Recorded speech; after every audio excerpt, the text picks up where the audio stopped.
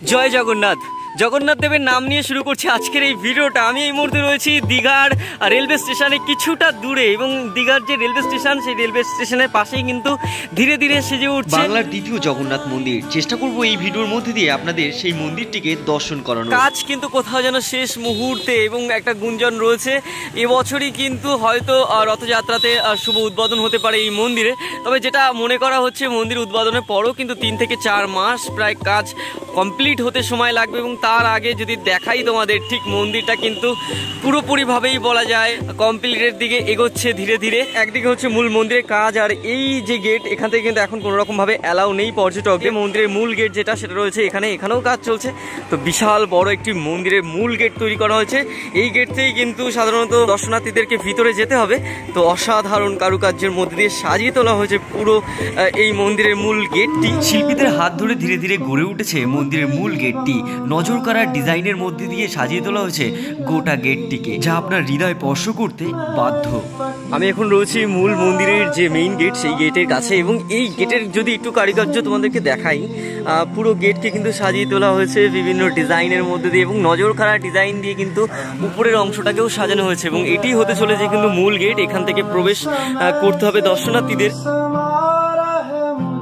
মন্দিরের ভিতরে যাওয়ার জন্য কিন্তু পরপর 3টে গেট রয়েছে। এখানে একটা গেট রয়েছে, এবং ওখানে রয়েছে মেইন বড় গেটটি, এবং তারপরে আরও একটি গেট রয়েছে। তো এই নিয়ে টোটালি 3টে গেট দিয়ে সাজিয়ে তোলা হয়েছে একটি মূল গেট। এবং এখানে মূল মন্দিরটা কেমন হতে চলেছে তার একটা ডেমো সেকশন কিন্তু দেওয়া রয়েছে। এবং এই যে গেটটা, আমরা এখন ঠিক এই গেটটার সামনে দাঁড়িয়ে আছি। মন্দিরকে ঠিক এইভাবে সাজিয়ে তোলা হচ্ছে। ভিতরটা যদি তোমাদেরকে দেখাই, এখনো কিন্তু দিন রাত এক করে কাজ চলছে, আর ধীরে ধীরে কিন্তু সেজে উঠছে আমাদের সবার প্রিয় পুরীর আদলে যে মন্দির জগন্নাথ দেবের। সেই মন্দিরের কোথাও যেন ছোঁয়া লেগেছে ওয়েস্ট বেঙ্গলের বুকে থাকা এই জগন্নাথ মন্দিরেও। এবং একই ধাজে বলা যায় ধীরে ধীরে সেজে উঠছে বাংলার দ্বিতীয় জগন্নাথ মন্দির। এবং অপেক্ষা কবে এই মন্দির ওপেনিং হবে এবং আমরা সবাই জগন্নাথ দেবের দর্শন করতে আসতে পারবো। আপনারা যারা দীঘা লাভার এবং দীঘাকে বড্ড বেশি ভালোবাসেন, তাদের কাছে আরও একটা চমকপ্রদ জায়গা হয়ে উঠতে চলেছে এই দীঘা আবার নতুন করে। কারণ এই মন্দির যদি একবার ওপেনিং হয়ে যায়, জগন্নাথ দেবের টানে আপনি কিন্তু আবারও ছুটে আসবেন দীঘাতে। এবং দীঘাতে কিন্তু এবার আসলেই এক্সট্রা পাওনা আপনাদের হতে চলেছে জগন্নাথ দেবের এই মন্দির।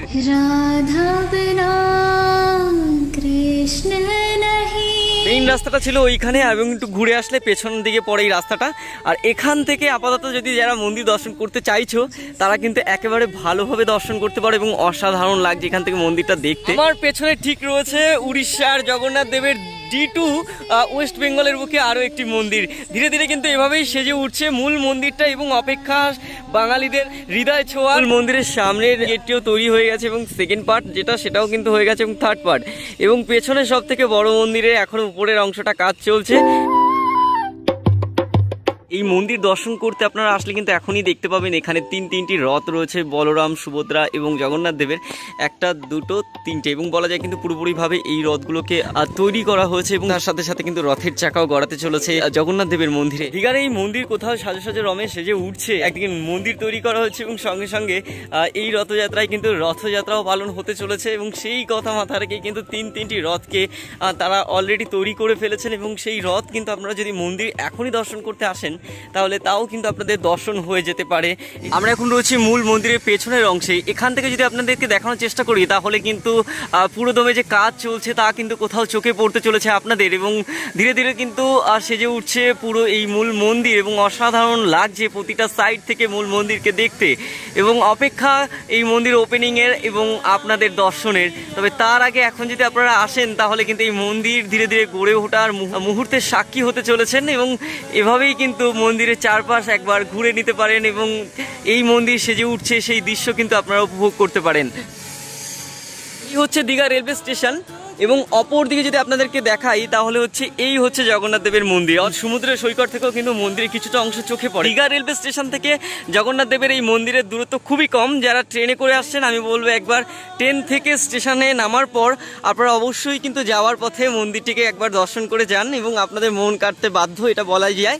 এবং এইভাবে গড়ে উঠছে শিল্পীদের হাত ধরে মূল মন্দির। সেই মুহূর্তের সাক্ষী হতে কিন্তু একবার আপনারা আসতেই পারেন। এবং আমি পুরো মন্দিরটা চারপাশ আপনাদেরকে ঘুরে দেখালাম একটু একটু করে অসাধারণ রূপে সেজে উঠছে মূল মন্দিরটি। মন্দির যখন আপনারা দর্শন করতে আসবেন, চারপাশ ঘিরে কিন্তু একটি রাস্তা রয়েছে। একবার সেই রাস্তায় ধরে যদি আপনারা হেঁটে আসেন বা পরিক্রমা করেন, তাহলে আমি বলবো পুরো মন্দিরটা দর্শন হয়ে যাবে এই মুহূর্তে। যদিও ভিতরে তো অ্যালাউ নেই, তবে সেক্ষেত্রে আপনারা কিন্তু এই মন্দির দর্শন করতে গেলে এই চারপাশে থাকা পুরো রাস্তাটা একবার ঘুরে নিন এবং মন্দিরটা সেই সুযোগে আপনাদের দর্শন হয়ে যাবে। এবং পুরো চার সাইড আমি চেষ্টা করলাম আপনাদেরকে এই ভিডিওর মধ্যে দিয়ে দেখানোর। এই ছিল দীঘার দ্বিতীয় পুরীর মন্দির, যেটা কিনা নিজস্ব সাজে সেজে উঠছে ধীরে ধীরে প্রতিদিনই। তবে তার আগে চেষ্টা করলাম আপনাদের আরও একবার মূল মন্দিরটাকে দর্শন করানোর। ভিডিওটা আপনাদের কেমন লাগলো অবশ্যই সেটা তো কমেন্টে জানাবেন, এবং কারা কারা এর আগে এই মন্দির দর্শন করে গেছেন সেটাও কিন্তু লিখতে ভুলবেন না। দেখা হচ্ছে এরকমই অন্য কোনো ভিডিওতে। ততক্ষণের জন্য সবাইকে আরও একবার টাটা। রাধা রাধা কৃষ্ণ কৃষ্ণ।